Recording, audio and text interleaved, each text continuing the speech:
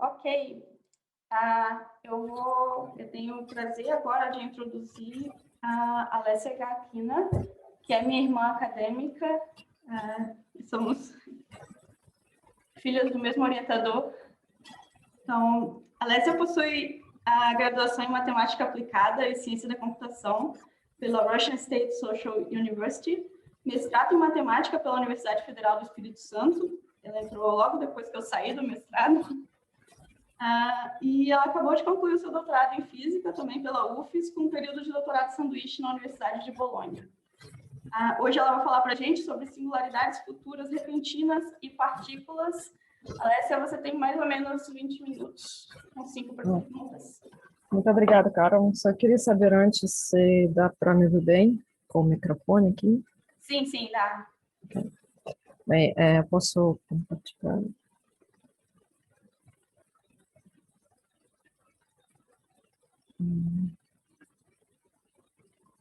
Agora sim. Bem, muito obrigada, Carol. É uma honra falar aqui, na verdade, para mim, apresentar um pouco meu trabalho. E queria agradecer muitas pela organização desse evento, todas as organizadoras e organizadores. Gostei muito, estou gostando. Bem, eu vou apresentar aqui. Eu tenho 20 minutos, sim? Sim, mais ou menos 20 minutos. Tá. Vou falar um pouco sobre uma parte do meu trabalho que eu desenvolvi em colaboração com o professor Kamich, na Universidade de Bolonha. Bem, esse trabalho fizemos sobre comportamento de partículas quânticas, cosmológicas, perto de umas não analisidades no espaço-tempo, em particular sobre singularidades futuras repentinas. Bem, às vezes, singularidades repentinas eu vou chamar como singularidades soares.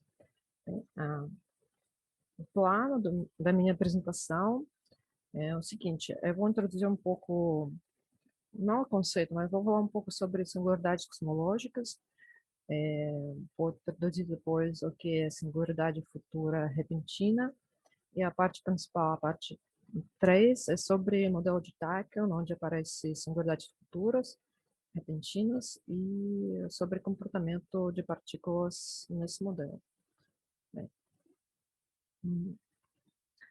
Bem, nós sabemos que as primeiras modelos cosmológicas da teoria de Einstein, quer dizer, as soluções desses modelos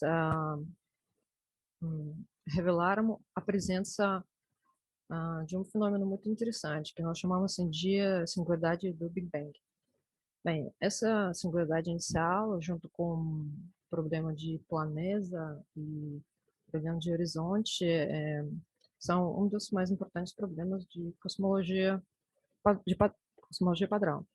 Bem, e até os final dos anos 90 do século passado, quase todas as discussões sobre singularidades, como na cosmologia quântica, como tal cosmologia clássica, eram dedicadas a singularidades do tipo Big Bang ou Big Crunch. Bem, ambas singularidades são caracterizadas pelo valor nulo do raio cosmológico, ou do fator de escala. Bem, o Big Crunch é a grande, bem, como é em português? O grande colapso. É uma singularidade, nesse cenário dessa singularidade, o universo se contrai no futuro e entra em um colapso. Mas a situação mudou depois da descoberta de um fenômeno de aceleração cósmica. Bem, essa descoberta foi um ponto de partida para a formulação de modelos cosmológicos com energia escura, que, por suas propriedades específicas, é considerada responsável pela expansão acelerada do universo. Bem, nesses modelos com energia fantasma, aparece a outra singularidade, bem famosa também, que é chamada de Big Rip, que é a grande ruptura, que é caracterizada pelo valor infinito do raio cosmológico. Bem, a grande ruptura, nesse cenário, o universo, que acontece no universo, que vai acontecer deslocamento de todo tipo de matéria e os próprios átomos se como fala, desintegrariam. Bem, o próprio nome, a grande ruptura, fala por si mesmo. Bem, mas existe outra classe de singularidades, que é chamada de singularidades repentinas ou singularidades suaves, que é caracterizadas pelos esses parâmetros. Um fator de escala é um parâmetro finito, a primeira derivada em relação de tempo também é valor finito, mas a segunda derivada tende para infinito, para menos infinito. Ou seja, nós temos desaceleração infinita do universo. Um caso particular dessas singularidades, desse classe, é uma singularidade chamada de Big Break, o grande freio, que foi introduzido pelo professor Kamich, com quem eu trabalhei. Né? Essa singularidade é caracterizada pelo valor nulo da primeira derivada do fator de escala, logo o parâmetro de Hubble também nulo e a densidade de energia também é nula. Bem, essa singularidade, podemos obter a singularidade no modelo mais simples, que é baseada no gás de anti-Chaplygin. Esse modelo é chamado de anti-Chaplygin porque nessa equação do estado, na parte esquerda não tem menos, e a constante A é constante positiva, então é anti-Chaplygin. Nesse modelo, tem a singularidade tipo Big Break, grande freio. E vou falar um pouco por que é interessante estudar tais singularidades. As singularidades têm propriedades muito interessantes. Posso chamar essa primeira propriedade de suavidade, softness. Nós temos que os símbolos de Christoffel, eles dependem só da primeira derivada de fator de escala, que são regulares nessas singularidades. Então, nós temos que as geodésicas têm um comportamento bom e eles podem atravessar a singularidade, o que não acontece com a singularidade do Big Bang. Nós sabemos que as geodésicas acabam no tempo t igual a zero. Bem, as partículas atravessando a singularidade irão gerar uma geometria, a geometria do espaço-tempo, fazendo desse jeito um renascimento de universo depois de cruzamento. Bem, é só uma observação que essa oportunidade de atravessar qualquer tipo de singularidade foi primeiro notada pelo Tipler, ainda em 1977. Bem, a outra propriedade interessante é a sua capacidade de induzir mudanças na equação de estado de matéria. A forma de Lagrangiana da matéria também muda. É uma observação que esse efeito de transformação de matéria, de transformação, pode ocorrer também sem singularidades, mas na presença de uma não analicidade em geometria do espaço-tempo. No meu trabalho também discuti esse caso, mas não tenho tempo para mostrar aqui, mas, por exemplo, se pegarmos um modelo com campo escalar, que atravessa a linha da divisão fantasma, e temos potencial na forma de cúspide, casco. Então, temos essa não unicidade que gera mudança na matéria. A parte principal do meu trabalho é comportamento de partículas perto de singularidades. Nós escolhemos um modelo de Tachyon para estudar comportamento de partículas. E o que é um campo de Tachyon? Bem, a lagrangiana do campo de Tachyon, nós escolhemos essa lagrangiana, dada pela equação 1, onde V aqui é potencial, que depende de T. O que é chamado de campo de Tachyon é uma modificação da ideia antiga de Born e Enfeld, que o termo cinético pode ter uma forma não polinomial, como temos aqui. Bem, podemos ver que nesse modelo a pressão também, não também, mas a pressão é negativa, porque fazia, agora não faz mais, o campo de Tachyon é um candidato à energia escura. Também para o nosso trabalho escolhemos esse potencial trigonométrico. Aqui W é um parâmetro de equação de estado. E a partir desse lagrangiano 1, nós obtemos a equação de campo, a equação 3. Aqui eu só escrevi a parte temporal. E nós trabalhamos com esse parâmetro de equação de estado W positivo, porque nesse caso acontece a transformação de Tachyon em campo de pseudo-Tachyon e aparece singularidade do tipo Big Break. E vamos ver como isso acontece.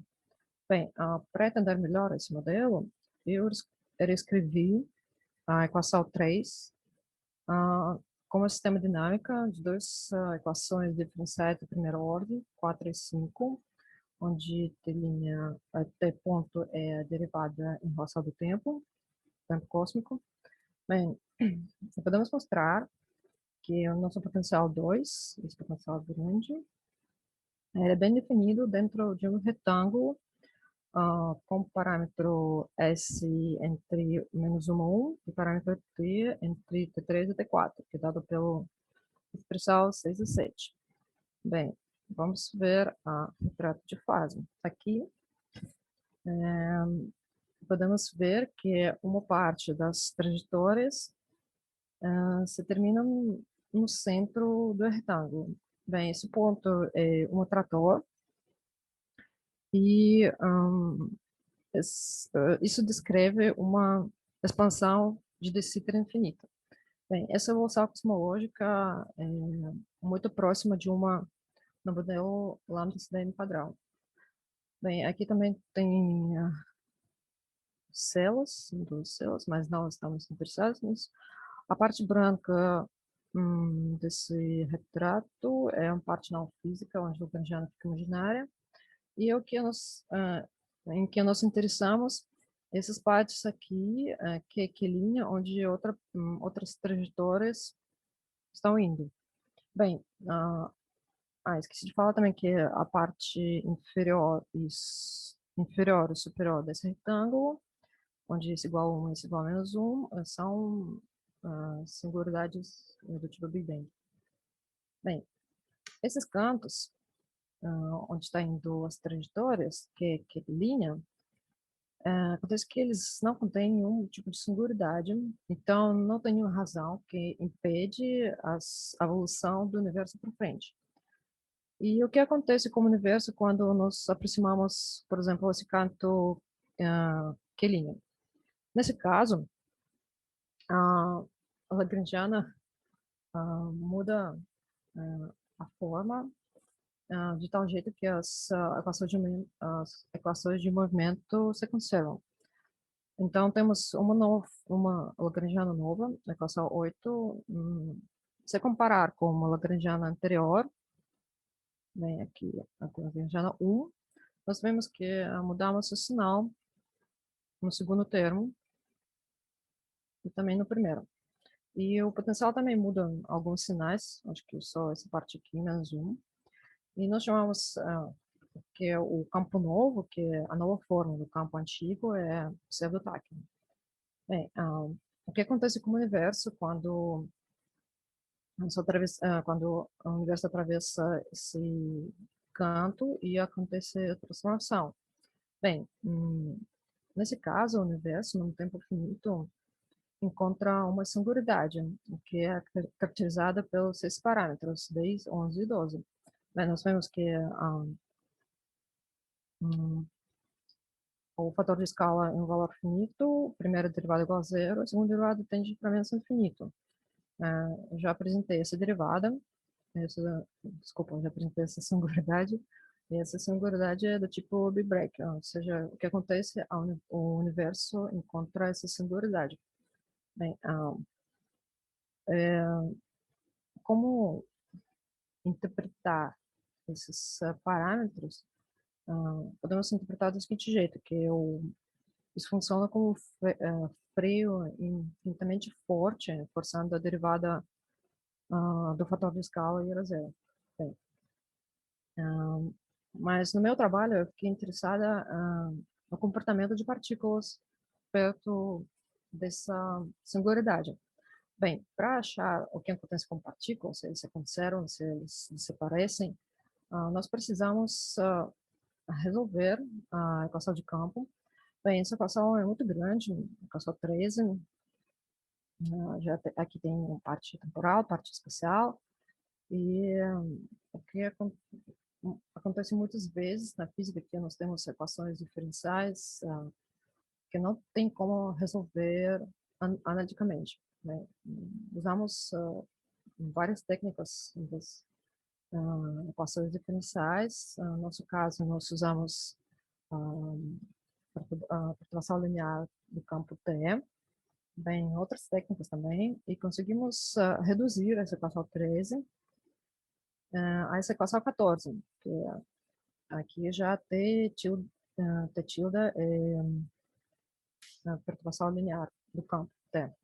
Bem, essa equação 14 tem uma forma de equação de Bessel, que tem solução dada pelas funções de Bessel aqui, e podemos ver que são soluções regulares, quando t é igual a zero, e que podemos interpretar como partículas sequenciais. Bem, eles passam pelo canto. Bem, o objetivo era construir um estado de vácuo.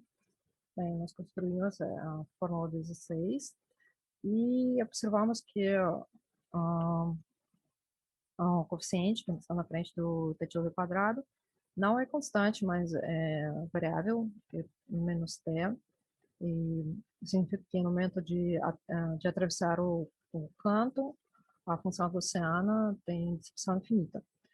Bem, depois de atravessar, nós temos que o tempo t é positivo e a forma de função de onda muda, a função 17, e já temos aqui o sinal positivo. Temos que funções de base são regulares na vizinhança do canto, mas depois de atravessar o canto, o estado de vácuo desaparece e depois aparece de novo. Bem, talvez isso corresponde à transformação de partículas do campo de tachyon em campo de pseudotachyon. Bem, eu tenho pouco tempo, mas depois de atravessar o campo, nós temos a Lagrangiana nova, bem, e também queremos saber o que acontece depois com partículas. Também temos uma equação horrorosa, enorme, mas conseguimos reduzir essa equação, a equação 18, usando técnica de perturbação linear. De novo, temos a equação de Bessel, bem, mas aqui um pouco diferente. Não temos mais, temos que o segundo termo é singular quando vai para o zero, e não podemos construir o espaço de Fock. Bem, podemos interpretar isso quando nós aproximamos a singularidade de Big Break, as singularidades desaparecem, desculpa, as partículas desaparecem. Bem, mas podemos, nós investigamos um outro cenário, eu vou falar bem, tenho um pouco tempo, Carol. Acho que dá para terminar, sim. Não. Então, só 2 slides. Bem, nós adicionamos um pouco de poeira, não um pouco, adicionamos a poeira no universo de campo de Tachyon, com mais potencial trigonométrico. Encontramos que, em vez de singularidade Big Break, o universo encontra outra singularidade suave do tipo mais geral. Bem, por causa da presença de poeira, a densidade de energia do universo não pode desaparecer, e, portanto, no momento quando o universo experimenta uma desaceleração infinita, a sua expansão deve continuar. Ou seja, nós temos uma contradição que pode ser resolvida fazendo a transformação de campo de pseudotachyon em outro tipo de campo semelhante a Born-Infeld. Bem, mas isso como resolver esse paradoxo? Usamos um modelo de gás de anti-Chaplygin. Bem, a equação de estado de gás, ele passa pela transformação e esqueci português, desculpa. Se torna um gás de Chaplygin, mas com uma energia de densidade negativa. Bem, essa solução de transformação de modelo de anti-Chaplygin para Chaplygin foi estendida para o nosso modelo de pseudotachyon. E nós temos o Lagrangiano novo, o Lagrangiano 20, que descreve modelo de quase tachyon, agora se chama. Bem, de novo, tinha um objetivo de estudar comportamento de partículas. Então, nesse caso, de novo, resolvemos a equação de campo, que é enorme, mas reduzimos a equação 21, usando perturbações lineares, e obtemos solução em funções de Bessel, e vemos que ambas soluções são regulares. Então, nós temos como construir o espaço de Fock e como construir uma função de vácuo, uma função de onda. Essa função é dada pela função 23, expressão 23, e podemos interpretar isso como a presença de poeira, ela salva as partículas do pseudotachyon da desaparecimento. Bem, acho que é isso. Obrigada. Obrigada, Alessia. A gente tem alguns minutos para uma pergunta, talvez. Se alguém tem uma pergunta, se ninguém tem uma pergunta, eu vou ler a pergunta que está no chat. Vou ler a pergunta que está no chat primeiro, Manu, depois eu leio a sua. O que é a Vivian pergunta, o que é um campo de pseudotachyon? Bem, o campo de pseudotachyon é uma nova forma de campo antigo do tachyon. Eu não sei dizer mais sobre isso, porque o meu objetivo foi estudar comportamento de partículas. Mas, não sei se respondi. É uma nova forma de campo antigo. É só chamaram de pseudotachyon, poderiam chamar de outro jeito. Manu? Sim, talvez eu perdi durante o seminário, mas quando você passa de um tachyon para um pseudotachyon, tipo, quando você mostrou as equações 1 e 8, se eu não me engano, quando você faz essa transformação, essa aí é a transformação mais geral que você tem, ou você colocou a mão para ter uma solução que é razoável? Então, de novo, essa parte é parte do professor Kamish, que ele já trabalhou há muito tempo com essa teoria, que inventou a singularidade de Big Break, esse modelo de Tachyon, pseudotachyon. E o que eu estudei foi comportamento de partículas, como ele se comporta, né? Então, agora não sei te responder sobre isso. E talvez, não sei se você chegou a conversar com ele sobre essa função WDT que tem em frente. Ah, é Ele, potencial. Sim. esse potencial pode ter qualquer forma, Ah, não, isso depende, porque nesse caso eles escolheram esse potencial trigonométrico porque,